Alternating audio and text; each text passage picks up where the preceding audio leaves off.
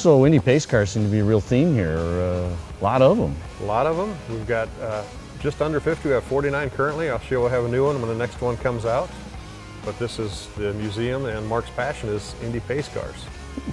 We have from 1955 on up. We do not have every year, but we've got the majority of the years. And as you can see with some of the early ones in the 56, 57, and the 58, they were quite large automobiles. These were boats. Oh, they're huge. Yeah. You take a look at the 58 Pontiac Bonneville Indy pace car. This was 370 cubic inch, 300 horsepower. That's a lot of car there. It sure is. It's quite a boat considering what they were running around the track at the time. They were. And then you consider it, where you had the 64.5 Mustang coming out, the size difference there. A little pony car comparatively, huh? Yeah. That was a debut for the Mustang. That was huge. I bet you this really made the difference. This was part of the sales program for the car, huh? It was. And this is one of the original 190 produced. 1966 Mercury Cyclone GT convertible Indy pace car. And then something I really like the looks of, a 1967 Camaro Indy pace car. Oh yeah, and a convertible to boot, huh? That one's just a good looking car, and they produced 104 of those that particular year. Yeah, it was. It was a real transition from, the box headlights to this closed, an SS. Wow. So you were telling me a little before the show, the difference between a pace car, a heritage car, things like that. Tell me how that goes. From my understanding, a pace car you would go down to your dealership and buy. In a sense, win on Sunday, sell on Monday type of theory. Right. You would go down to your Chevrolet dealer, your Ford, your Dodge, whoever had the pace car that particular year, and you'd order the pace car package or the pace car equipped package. Right. And that's what some of these are in here. The other one would be a heritage or a festival car, depending on how it was worded, and that would be a car that was actually at the track. Ah. The third thing would be a track car, which one would be actually on the track. They may have 1 to 4 of them that are track ready in case one broke down. And another thing that was actually interesting, in 1971, like we have the 1971 Dodge Challenger pace car here, that was the only year that they ever wrecked the pace car. Well, they actually had a crash in a pace car. They actually had a crash in the pace car. No deaths. They had about approximately 30 injuries. Really? And from then on, they always had a professional driver. So it was one of those deals where the dealer of the year got to drive the pace car or something like that? Yeah, something like that, a promotional thing. 73 Cadillac probably had the largest pace car. Yeah, you need a rudder for that. Yes, you would. And then a 1974 Olds pace car we have. Yeah, that's a good looking car there. It is. That is a nice looking car. That is. And then when we went to the year after that is what we have. We don't have 76, we have a 1977. Yeah, Delta 88. Yeah, that's a fairly large car. Yeah, it is. And then one question I'd like to have for you. We have a 1978 Indy 500 pace car here. Did you ever wonder why? And Corvette was made in 1953, but they actually never used one until 1978? I didn't know that. I mean, why didn't the Corvette should have been right from the get-go, wouldn't you think? I would think so. I mean, as many popular cars, the mid-years they had out there, they just could not fit the communication car part inside the car. And along with having, a lot of the times they had a celebrity, they'd have to have a track official in there, and they finally got it worked out by that year. Is that right? Wow. This one here we actually have out in the maintenance shop. Yeah, getting its annual maintenance and physical. 1982 Corvette Indy pace car package. And this one has 36 original miles on it. Wow. And this is one here, again, we had just bought from the dealership. But 1984 Pontiac Fiero. And then on the turntable that we have here, this is one of the more rare cars we have, and this is actually probably one of the most photographed cars we have. In a 1955 Chevrolet Indy pace car. This is one of the original 10 pace cars they think were made. Wow. So we feel very fortunate to have that one. Well, she looks pristine. It looks like every nut and bolt on this car has gone over, huh? It's a stunning car. It sure is. Wow. So you have nearly 50 pace cars, huh? That is correct. So that's a passion of...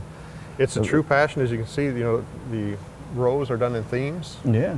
As far as we have the Mustang, the Shelbys, the Yankos. On the north-facing wall here, we have the Indy 500 pace car theme. Yeah. It's... are there more pace cars anywhere else? This must be the final word. At the Indianapolis Motor Speedway Museum. Well, okay, we'll give you that. We'll give you that. Give you that. Well, that's awesome. So this whole row down here is also pace cars as well. That is correct. Wow. Even a truck at one point. Okay, we can Yeah. come down and take a look at that. So we're going to take a look at a few things. We'll be back in a little bit. I'm Eli English, and you're watching Classic Drive Television.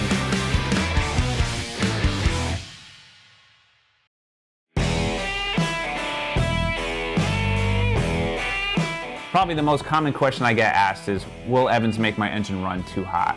The answer is no. Because Evans has such a higher boiling point and not create that steam vapor pressure internally, you're always going to have a constant liquid to metal contact to draw heat. Once a water-based coolant boils, it turns to steam. Steam's going to force the coolant out of the passages, and the metals will have no way to dissipate heat at that point in time. Your coolant system has to have coolant in there in order for it to work. Limp mode is typically based off of a water-based coolant. The reason being, when the engine gets too hot, the water is going to start to boil. So limp mode kicks in, reduces your engine power, so it reduces heat, and it will allow your cooling system to catch up to itself. Because Evans coolant has such a higher boiling point, and it's always going to remain in a liquid state, even if you hit the limp mode, you're going to be able to still run safely and efficiently. Well, so 2018, 50th anniversary pace car, but you know, it harkens back to our youth. We're about the same age. We've got the Hot Wheels edition and orange soda crush colored. Super cool. The ironic thing about this is we actually purchased this brand new from Andy Moore Chevrolet, which is in Indianapolis, Indiana. This is car number 51 out of the 51 produced, and this was on display at the Indy 500 in the Chevrolet Performance tent. Wow. This actually only has 58 original miles on it, which makes it one of the lowest, if not the lowest mile cars in existence as far as a 2018 pace car. Huh. So if you roll this car and miles start going up, does that count or no? It's just something on the ones that are more mile sensitive. We have 77 cars here that are under 100 miles, Wow. so we can put a few miles on it. We've got it down where it's 4/10 of a mile out to the maintenance shop, 4/10 back. So in 10 years, we'll put 8 miles on the car. As you can see, we have, 2017, 16, 15. These are all ones we've purchased brand new from the dealers. Yeah. And here again, lately it seems like, GM has the market on the pace car. Sure part of does, this. yeah. We have an atomic orange we'll be coming up to here on shortly.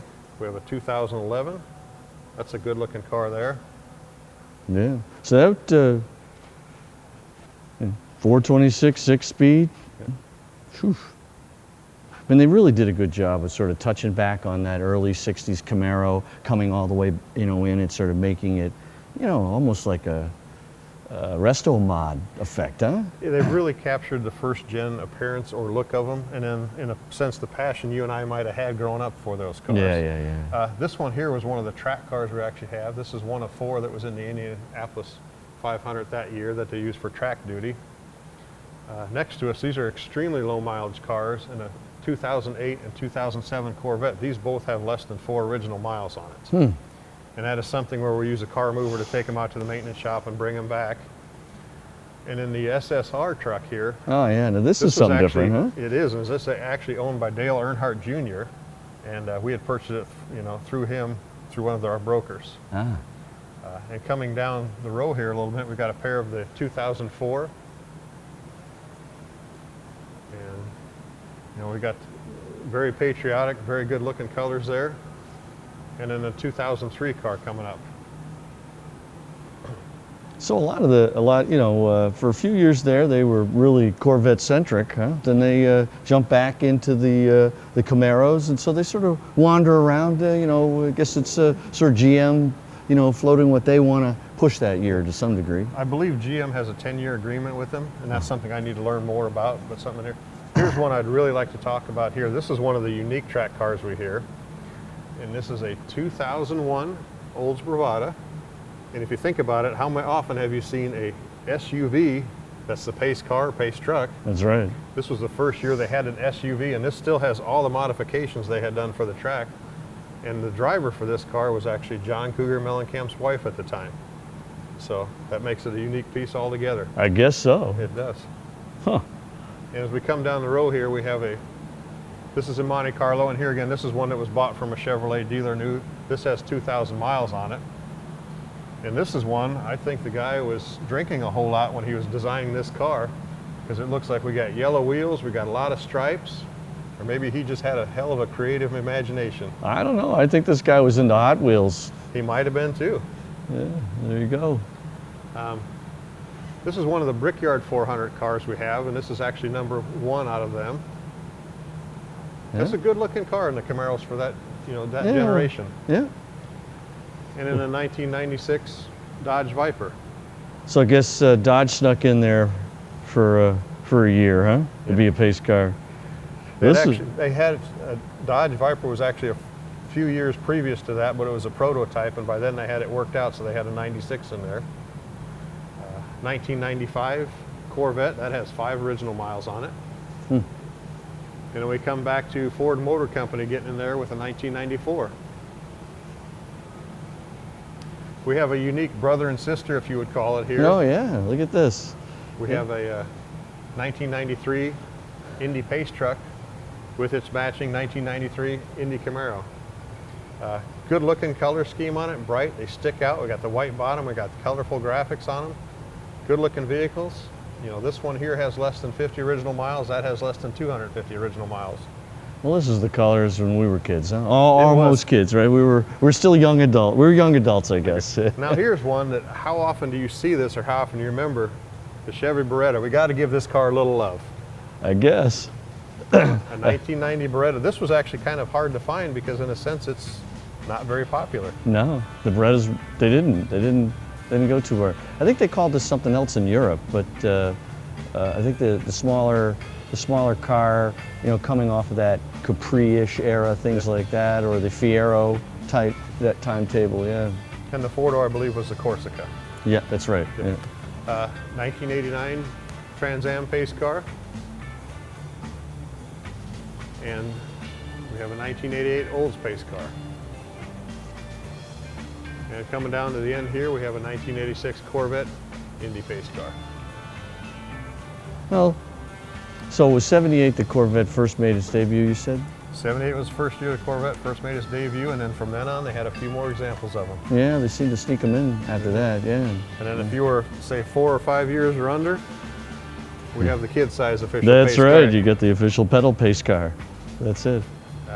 The neon sign we actually see up above there, we had that custom made. That really fits well with our theme. I think so. And of course, being the American Muscle Car Museum, we have the flag up above the centerpiece of the collection right here. Yeah. It truly is best of show, just like it says on the picture. It is. Well, that's pretty cool. We're going to check some other cars out. We're going to see some things with Ed, and we've got a lot more coming. So stick with us.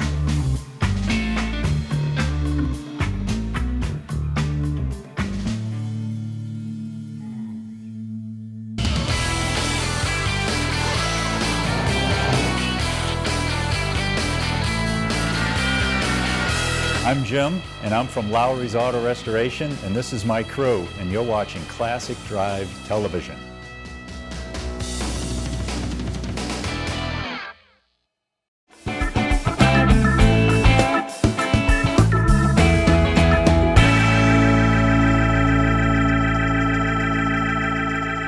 So, Indy cars a focus, but Shelby has a real place in our heart here as well, huh? Shelby has a huge place, and it has a huge footprint in the automotive world. It does. I mean, you think a lot of people have heard of Carroll Shelby, and we have over 35 Carroll Shelby products here in the museum. Right here at the end of the row, this is kind of the modern muscle. We have a 2016 Ford F-150 Shelby truck. Great looking truck, 5-liter, 700 horsepower. So, Wow. and we go right into some of the modern muscle, the modern Mustang. We have a 2016 Ford Hertz Rent-A-Car that's a Shelby version. Interesting story on this is we wanted to keep the miles low on it, but you were not allowed to purchase it till after August of 2016, so we rented it till then to keep the miles down on it.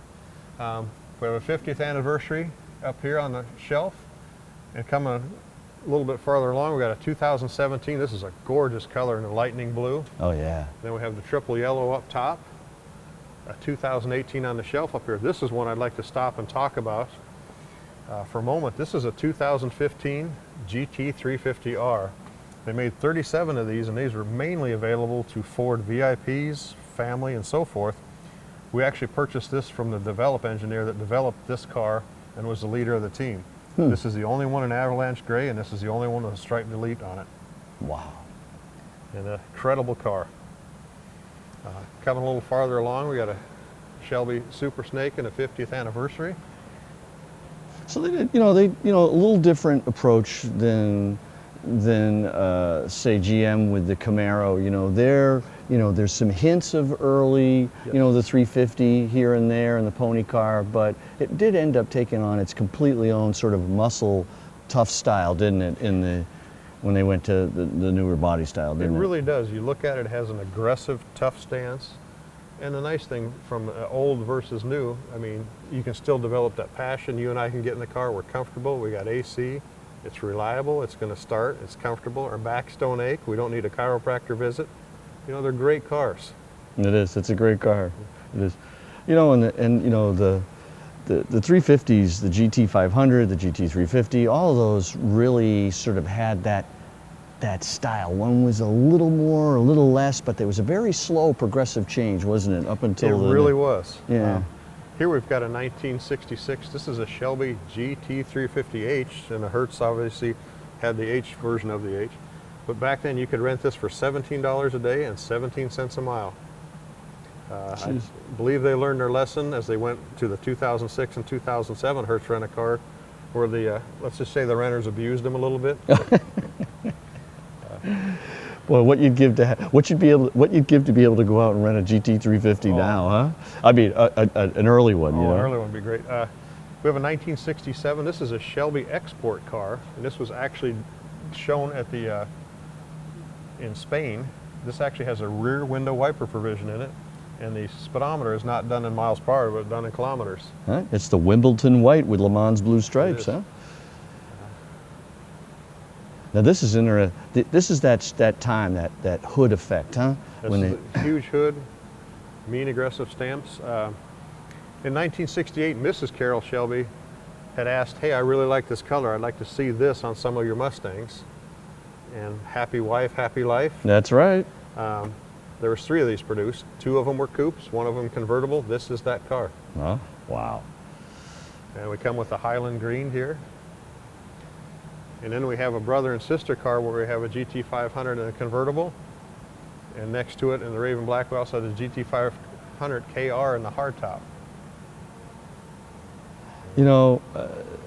It's still, to this day, just an unbelievably great look. It's just so impressive as is. It's a timeless look. It really is.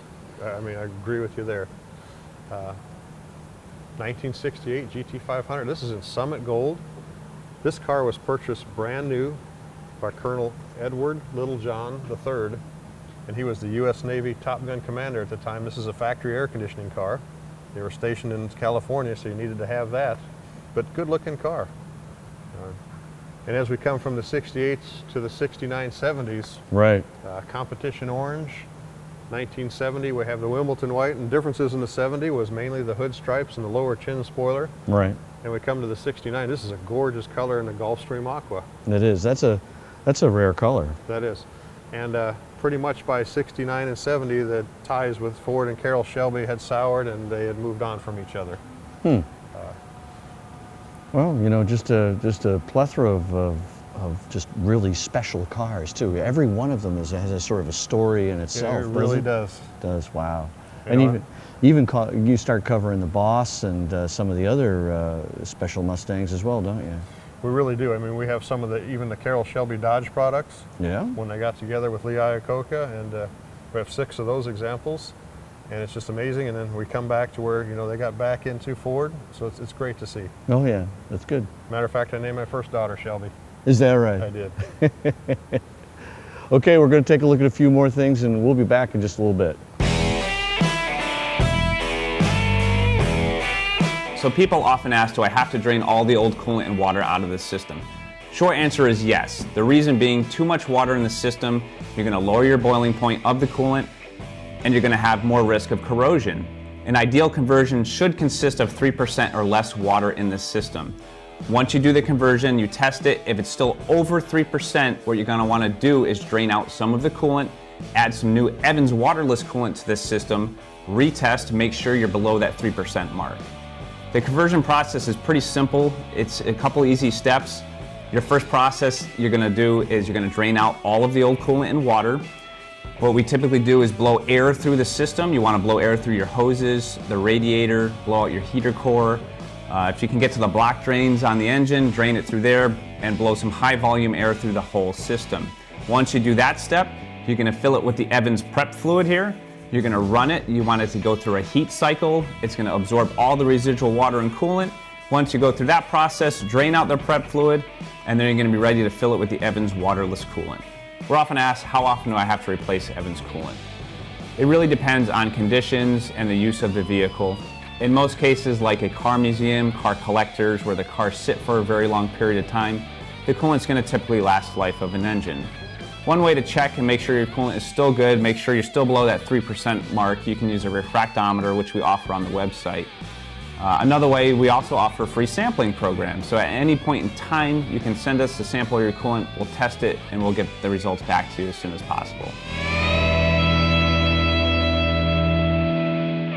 Ed and I are in the shop. We're talking a little bit about what it was like to make the transition between running his own restoration shop, keeping families fed and keeping the customers happy, and then making that transition to one of his customers, Mark, to coming over and running the museum. And there are a lot of differences, it appears. Is that, am I getting that right? You know, there's quite a bit of differences. Granted, there's a lot of responsibility each way. You know, I'm not worrying about payroll, I'm not worrying about FICA and taxes and stuff like that. I'm worried about concentrating on keeping the collection taken care of.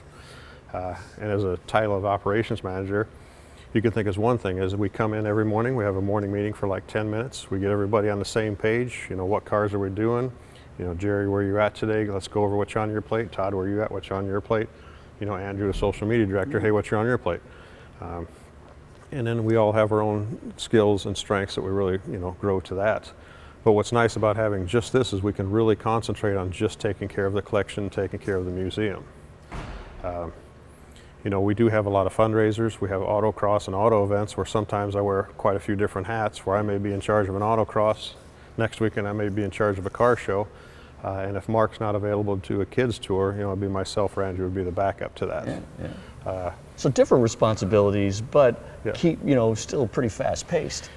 It keeps us all very busy. Yeah. We have an extremely good group of people here. I mean, everyone here again has their strength, but just to have that, and as you know, running a business, it's not even so much the skill, is it the right person, the right fit, and running a museum or being a caretaker of its own little animal or its own little niche part.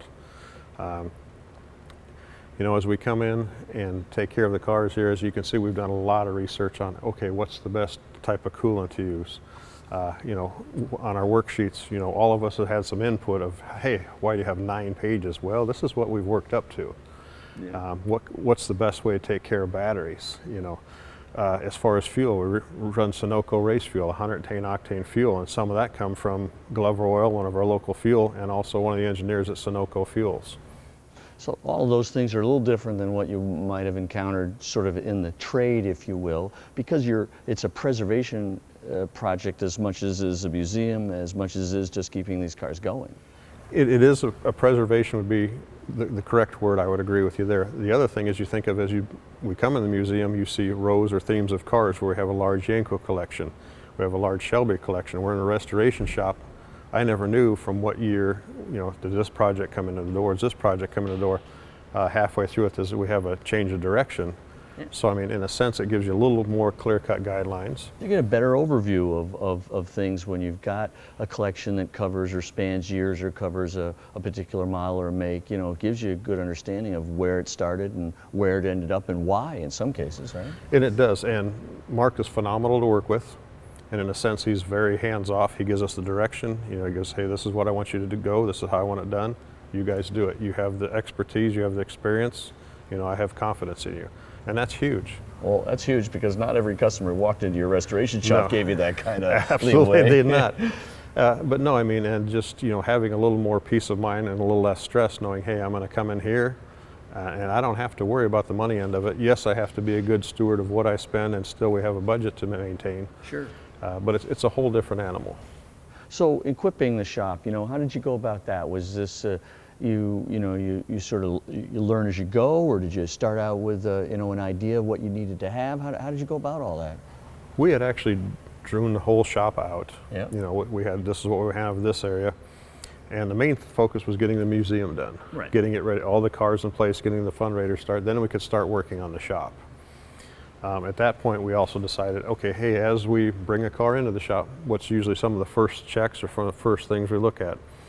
Like every so many years, we're changing out brake fluid. Every so many, years, we're making sure the fuel is completely recycled through. On the coolant, once the oven's changed, so we think, okay, we need a coolant recovery machine. Rebuild carburetors, we better have like Jerry has an outstanding setup, kits, carb washer, and everything he needs to do that. So it's just an ongoing process of what you need. And here the biggest thing is in the car communities, people are outstanding. I can call other museums, I can call this person up or this caretaker, hey, what do you use? And most people are very, very helpful. Well, I think it's one big fraternity, really, when you get right down to it. It is. It doesn't matter what the make is, but the people out there and enthusiastic, excited all about it, and this is like the ultimate, really, right? This. It is the ultimate, and as we go through, and Mark will explain a little bit more tomorrow, his vision and how he has it set up as a museum open to the public on a per event basis, which makes it nice as we can do maintenance on cars, we can change things around, we can have private tours for kids, and the nice thing about the size of the shop we have here. We did a detail class for the Porsche Club, and that's something we'll probably do more for car clubs that coming up. And so also really giving back to try to give back and helping with sort of the learning side of things that come naturally out of having 300 plus cars to maintain. I feel very fortunate, and I can take names that would probably mean nothing to a lot of people as far as not being able to hear them, but as I grew up, I started in a Corvette shop when I was 14 in 1979. To have that experience with that guy was huge, and his name was Tom Toogood.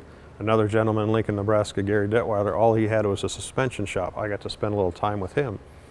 So, it's nothing that I had gained myself. It was something I'd gained from spending time with these people that had the experience. So any way I can give back to anyone, if someone calls in, I'll help any way I can. Well, and it's a wonderful mission, and it's a wonderful thing to be able to do. And we really appreciate you giving us the time to do this. Well, thank you so much. Thank you. The other thing I'd like to add is we really want to involve the young people. Oh, absolutely. The school groups that come in, the high schools that have their mechanics programs. Yep. We try to support them any way we can. We try to get the kids excited. When the school groups come in that have like an automotive class, we try to put together a detail bucket.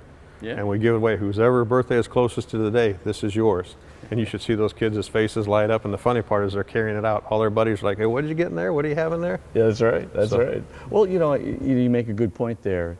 We're not going to be around forever, and there are going to be some things. We saw the transition of carburetor fuel injection. We saw the electronic ignition. We saw a lot of these things where now, if you don't have a computer, you can't work on a car. Yeah. But prior to that, you had to have the knowledge. You had to understand the ABCs. You had to understand ignition. You had to understand carburation, things like that. And we're going to need some people to keep the banner held up there. What I like to see is, say if you have a Honda, you have a wing on the back, it's got the fancy muffler, it sounds like a pissed off bumblebee. Is it my thing? No, but I think it's fantastic that someone is modifying their car and keeping the passion and keeping it going. So in a sense, any way I can support that, I'll do it on this end.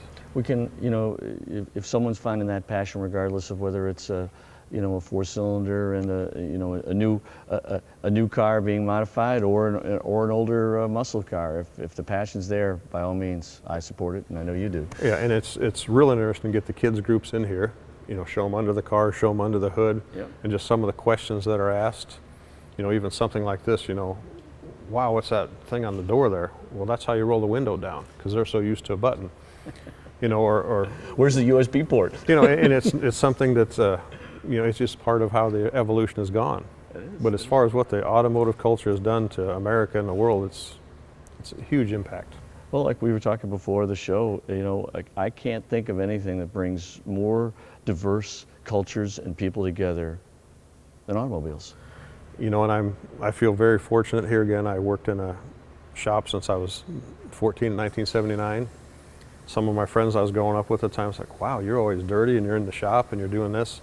And now that I'm older, they come and see me and says, wow, look what you get to do. No kidding. Well, part of it is I still love what I do. I still have a passion for it, and I still get excited to come into work every day. Well, that's, you know, you decided what you wanted to do when you grew up. I did. Very good.